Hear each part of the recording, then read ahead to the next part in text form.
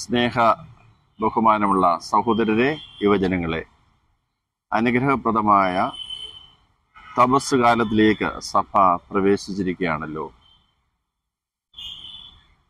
നിങ്ങൾ എൻ്റെ അടുക്കിലേക്ക് മടങ്ങി വരുവിൻ. തപസ് കാലത്തിൽ പ്രവാചകന്മാരിലൂടെ ദൈവം നമുക്ക് നൽകുന്ന സന്ദേശമാണ്.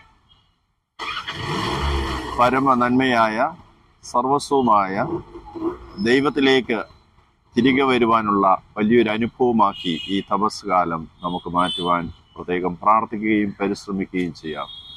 പ്രത്യേകിച്ച് ഇന്നത്തെ കാലഘട്ടത്തിൽ സർവനന്മയായ ദൈവത്തെ വിസ്മരിച്ച് നമുക്ക് ആകർഷണീയമായി തോന്നുന്ന ലൗകികതയുടെ പിന്നാലെയാണ് നമ്മളിൽ പലരും പലപ്പോഴും യാത്ര ചെയ്യുന്നത്.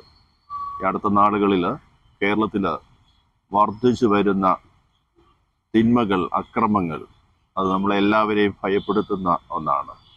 പ്രത്യേകിച്ച് ലഹരി, അതുപോലുള്ള കാര്യങ്ങളിൽ കുട്ടികളും യുവജനങ്ങളും മുതിർന്നവരും ആകൃഷ്ടരാകുന്ന, ചിലരെല്ലാം അതിന് അടിമപ്പെടുന്ന ഒരു കാലഘട്ടത്തിലാണ് ഈ തപസ് കാലം കർത്താവിലേക്ക് മടങ്ങി വരുവാൻ നമ്മെ ക്ഷണിക്കുന്നു.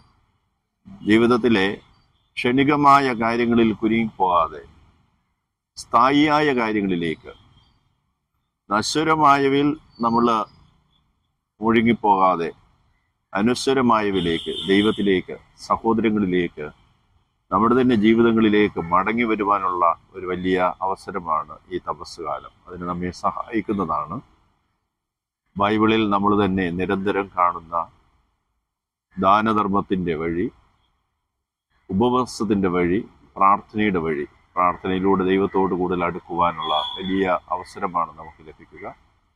അതുപോലെ തന്നെ ഉപവാസത്തിലൂടെ നമ്മുടെ തന്നെ ആസക്തികളെ നിയന്ത്രിക്കുവാനും നാം മറ്റുള്ളവരിലേക്കും ദൈവത്തിലേക്കും സ്നേഹത്തോടു കൂടി അടുക്കുവാനുമുള്ള ഒരു വലിയ അവസരമായി തപസ് കാലത്തെ മാറ്റുവാൻ നമുക്ക് സാധിക്കട്ടെ. അതുപോലെ തന്നെ നമ്മുടെ പരസ്നേഹ പ്രവൃത്തികൾ, ദാനധർമ്മം, അത് മറ്റുള്ളവരുടെ ജീവിതങ്ങളെ കൂടുതൽ നന്മയിലേക്ക്, കൂടുതൽ അവരുടെ ജീവിതത്തിന് ഐശ്വര്യവും സന്തോഷവും പകരുന്ന തരത്തിലാക്കുവാൻ പ്രത്യേകം പ്രാർത്ഥിക്കാം.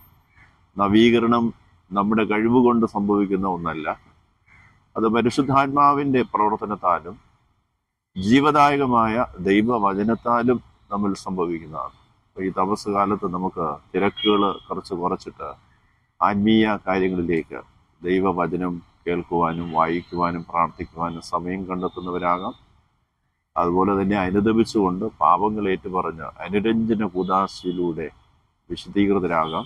അങ്ങനെ നമുക്കും മറ്റുള്ളവർക്കും നമ്മുടെ ജീവിതം അനുഗ്രഹപ്രദമാക്കാം. അതിന് ഈ തപസ് കാലം, പ്രത്യേകിച്ച് യുവജനങ്ങളായ നമ്മുടെ ഓരോരുത്തരെയും കൂടുതൽ സഹായിക്കട്ടെ എന്ന് പ്രാർത്ഥിക്കുന്നു.